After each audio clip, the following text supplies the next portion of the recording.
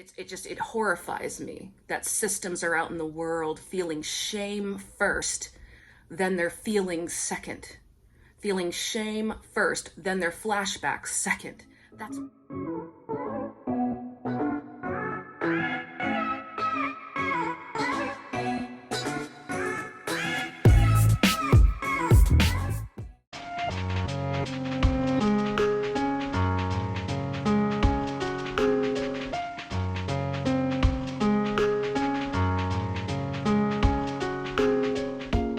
Hello, everybody. This is either Simon or Jeff. I think it's Jeff. I'm going to talk about DID and shame today. We wanted to talk about this because the other day we had a really bad emotional flashback in which we didn't know the present from the past. We didn't know which was which. It was as if the past was overlaid on the present and they were equally real. And we didn't know which one was reality. That's how bad this emotional flashback was. We could look out and see that the objects around us were not the objects of our childhood, but it didn't matter. The emotional reality of the flashback was overwhelming, and it made us think the objects on the wall were a hallucination. Sometimes we'd go in and out of that feeling. It lasted for approximately 24 hours. I went to bed one day, I thought the next day I'd wake up, it would be over, but it wasn't. It continued on. As soon as I heard the voice of a certain person, it continued on. And so I just wanted to talk about shame, because during this horrible flashback that we had, which actually made us relive all the feelings we had as an adolescent, like we didn't think we'd forgotten, but we'd forgotten what we'd felt like as an adolescent. We had no clue. How horrible. I mean, we cannot explain the depth of awful we felt, not realizing, not remembering that that's how horrible we felt every day. Totally forgot. Blocked it out. Amnesia. So that was the first time we'd felt our childhood feelings in decades, and let me say they were devastating. I feel horrible for the child that I was. No child should be made to feel that way. But during all of this, when I couldn't tell the present from the past and the awful feelings and feeling as if I was in my childhood bedroom again, I still had the presence of mind to feel shame. I still knew to hide. Instead of asking for help, I hid. I hid in my room and hoped nobody would see me. DID sufferers should not have to do that.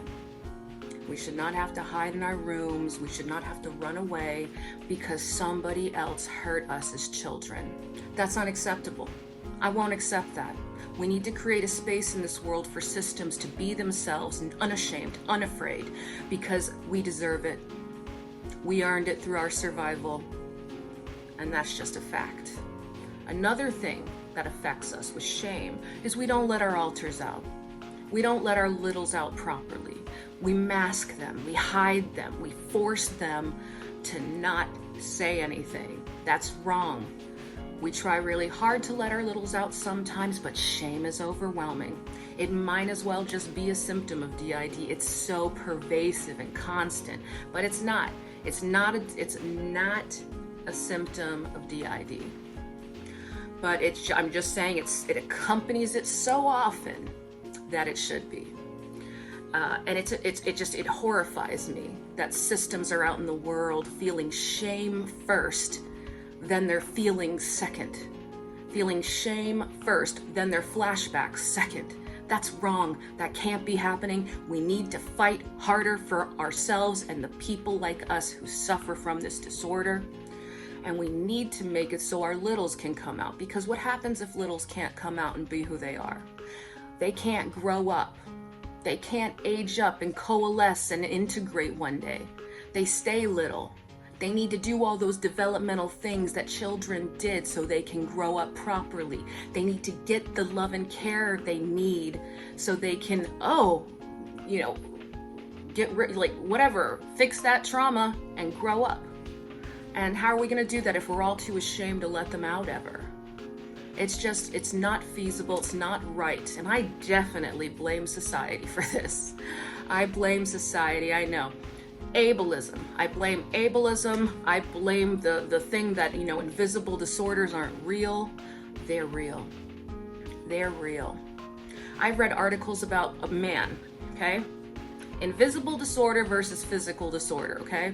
He's a writer. Yes, I read this years ago, like I don't even know how long ago, but it always stuck with me. He got in a horrific car accident, broke almost every bone in his body, was in full traction for like 6 months or something like that, right? He fell into a deep depression during that time. When all of it was over, when he was out of traction and he could walk again and, the depression had ended, they asked him a question. What was the worst part of it? He said the depression. He said he would take every broken bone in his body over again if he didn't have to deal with the depression. So now please don't tell me that invisible disorders aren't devastating as physical illnesses to the sufferer, because they are. And I won't accept it any other way. I'm looking at a few notes here because, we forget. We got some bullet points. And so, by not letting our littles out, we stunt their development and we stunt our own growth as a system. How are we supposed to grow if our littles can't grow, if none of our alters can grow and change? We spent a lot of time on this channel not having certain alters on the channel for fear that we weren't consistent enough. What the hell were we worried about being consistent for? We have DID. That is non-consistency. That's what that is. That's fragmentation. It's difference. It's something you're going to have to deal with. And you can't criticize someone with DID for not being consistent. I can tell you that much. You're just affirming their disorder when you say that. So let's see what else is on here. Okay, let's see. And what you got to remember is developmentally, emotionally, and mentally, littles are children. Physically, they are not children. Physically, we are all an adult. I'm not saying littles are literal children. I'm saying their mentality, their development, all of that is absolutely a child. Okay? I'm tired of skirting around it. It's a fact. Our littles could no more act like an adult as any normal child. No other, like a normal 3-year-old can't act like an adult, a little can't act like an adult. They can pretend, they can mask, and that we have done we have seriously masked our littles at times out of shame, which shouldn't be happening, to the point where we sent them into fight or flight, but we had to stand there and pretend like we weren't in fight or flight. That damages our littles. Shame damages our development, it damages our growth. Ableism is the cause of that shame. So what are we going to do about it? The idea behind this channel is trying to communicate to people what this disorder is like, right? We're trying to show people what it's like. Whether they believe it or not, that's a whole nother story. That's none of my business whether you believe me or not. I know what I know. I've got my diagnosis, so it's none of my business what you believe. So people can say whatever they want. We have to be more like that, systems. We have to be more like, you know what? People can say and do what they want. It doesn't change the truth. Oh, my light went out. Okay, so here, my light is out. I don't know. Battery's gone dead. Okay, I wanted to make this a longer than 10-minute video. Look at how gross I look. Oh my goodness, because I have this light down here. I don't know what to do, guys. Ugh. Anyway, my light went out. You saw my hideous Gorgon face for real. Don't turn to stone. Don't leave your littles alone. Don't be ashamed if you can help it. I know you can't help it. I can't help it either. I deal with shame every day of my life. I've dealt with shame every day of my life from the start of my life practically, So I understand not being able to control the shame.